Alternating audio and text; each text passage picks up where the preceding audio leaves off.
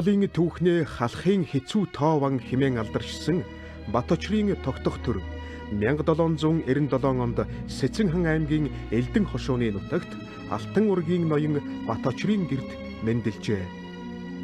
25 наснда эцгийн орыг залган, 42 наснда Хэбэеван, 60 гаруй наснда Сэцэн-хан аймгийн чуулганы даргаар томилогджээ. 1868 онд бие барах хүртлээр түүний хийж бүтээсэн их үйлийн талаар цухас дурдсан. Гар урлал гэх юм уу та?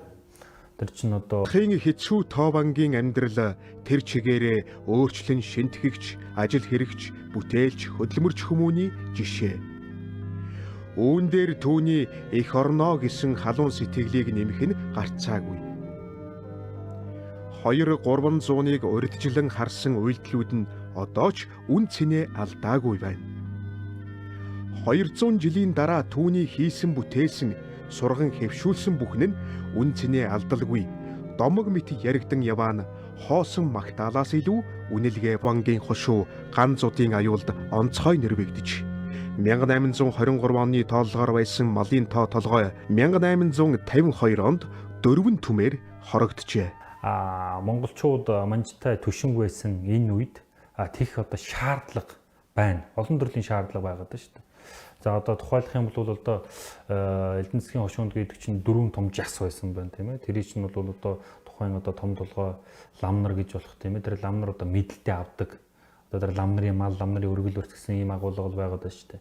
Тэгэнгүүт тоон бол одоо харгам зэрэг тэр чинь бол Чингисийн Алтан ургийн тааж ноён хүн шүү дээ тийм ээ. За тэгэнгүүтээ тэрийг өөрийнхөө залгамжиж ирсний даруйдаа тэрийг бол шинтгсэн байна. Тэрийг ламнар удирддаг байсан бол өөрөө удирдаад за тухайн үед бол зөвхөн одоо нэг ач холбогдол нэг жишээ ингээ ярих юм бол тухайн үед өмнө бол нэг тэдний хошуу бол нэг 60,000 малтай байж.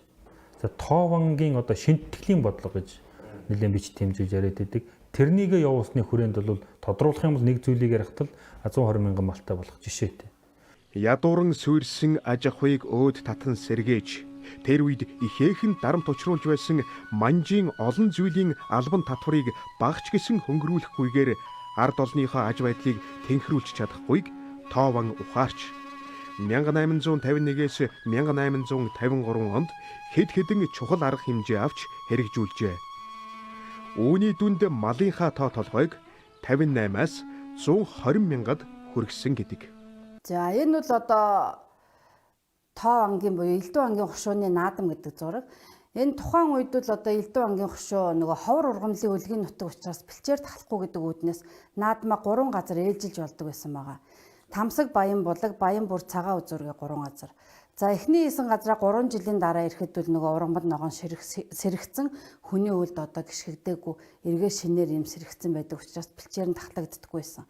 Ерөнхийдөө бол одоо наадмын талбай гэдэг нэг л газар тухайн үед хийдэг байсан бол тоо ангийн үед бол ингэж газар салгиж хийдэг байсан. Мөн дээр